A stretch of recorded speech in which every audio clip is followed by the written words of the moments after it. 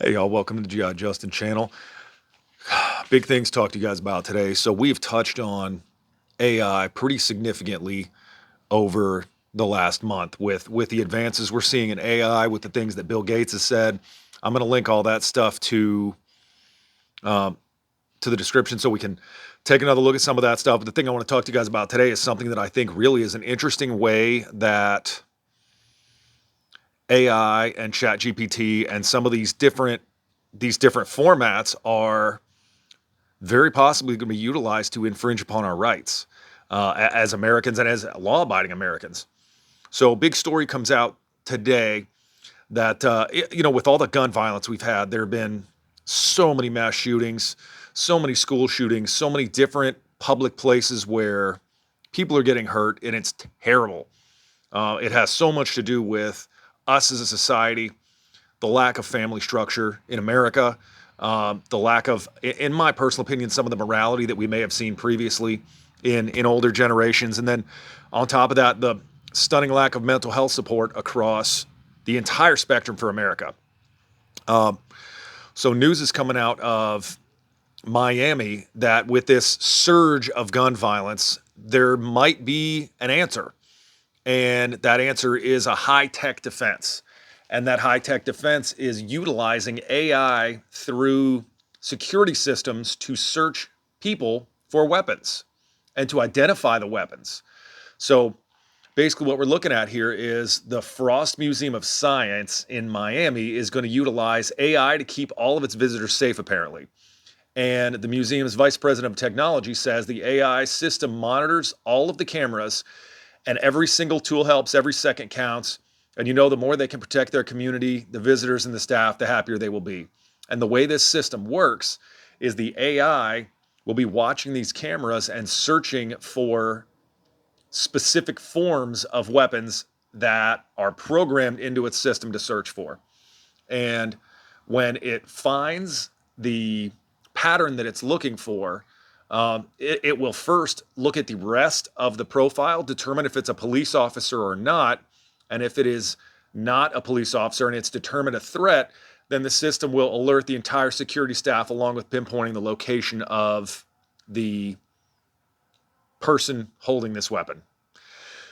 The name of the company that's creating this is called B-Motion, and their president basically says it's a revolutionary way for AI to do the work that human eyes normally do. He says you cannot have millions of people watching cameras all over the world. It is virtually impossible to do this correctly.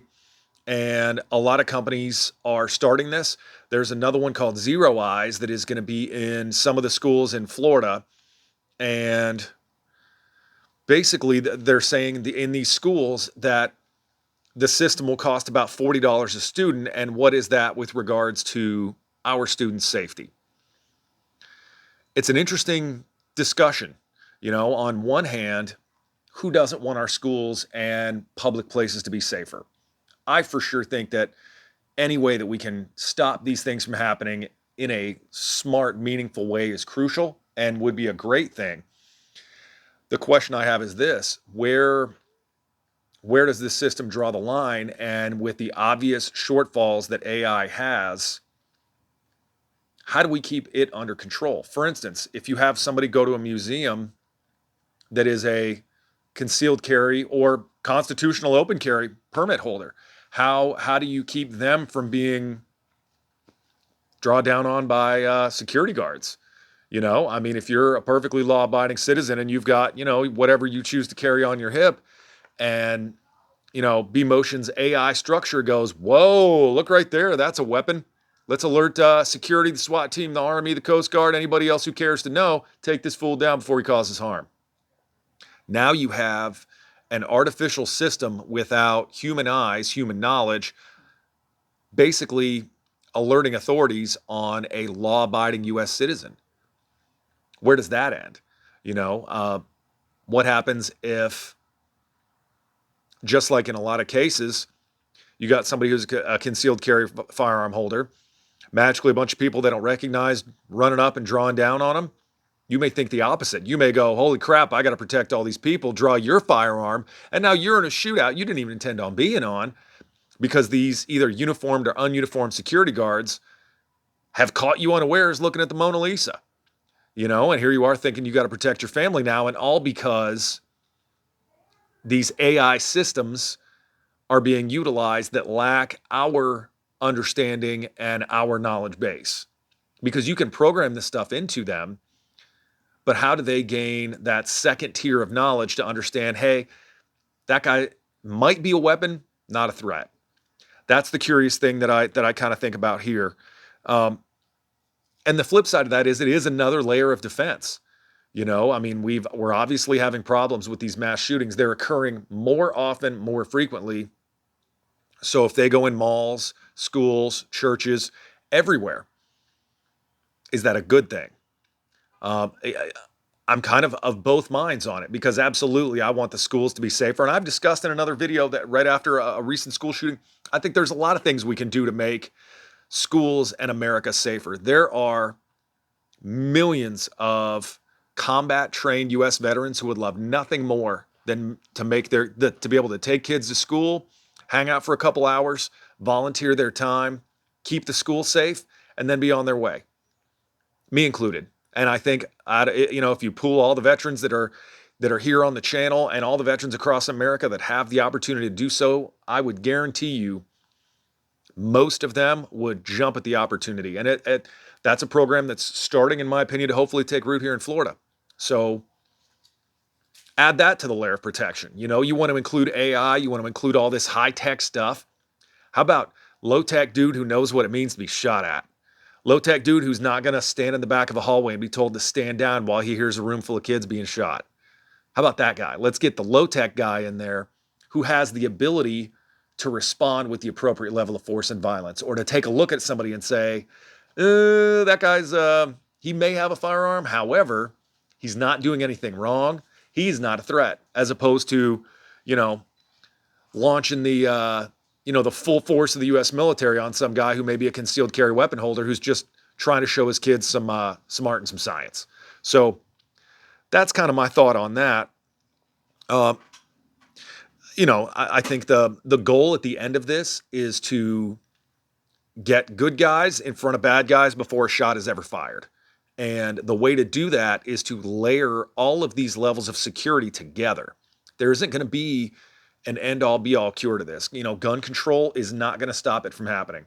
Bad guys don't care. They just don't. The only people you'll end up hurting with gun control is good people doing law-abiding things. So gun control is not going to cover it. Mental health. Absolutely, get some mental health help. Tons of these people, normal people, don't write manifestos. Just saying. So mental health obviously is crucial.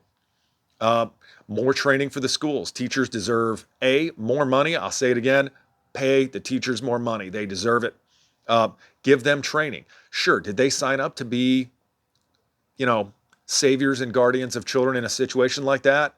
Maybe not. But the world is evolving and changing. We can't refuse to accept the situation as it's happening. Get them ways to harden their classrooms. Get them training. Then, if you want to add this AI, then add the AI. Then start up the VA, the Veteran Guardian Program, where you allow guys like me and all of my associates who have been to combat zones, and allow us to assist school resource officers. Allow us to get in there, because a lot of the SROs, I love what they do for a living and I love what they do for our kids. There have been cases where they've hidden under their vehicles. Guys who've been shot at, not going to do that. And we're definitely not pulling back. So you start stacking up layers of defense. The more complex a defensive structure you can make, the better off you're going to be when bad guy decides he wants to do bad guy things. And I think that's the real answer here. Is AI going to help? Maybe. Let's try it out a little bit and see how it actually rolls before we tout it as the greatest thing for protection in the universe. But I think you start pairing all of these things together, and that's where the solution comes in. There is no cure-all, but a very good layered defensive strategy can do it. So, thank you guys for watching the channel today. I love talking with you. It's so much fun. It's a really good experience. So thank you for that. Thank you for liking the video and subscribing to the channel. we're seeing some pretty awesome growth, and it's all because of you guys. So I truly appreciate that. And as always, throw some comments at it, and we'll do some talking. I enjoy that so much. So thank you guys, and have an awesome day.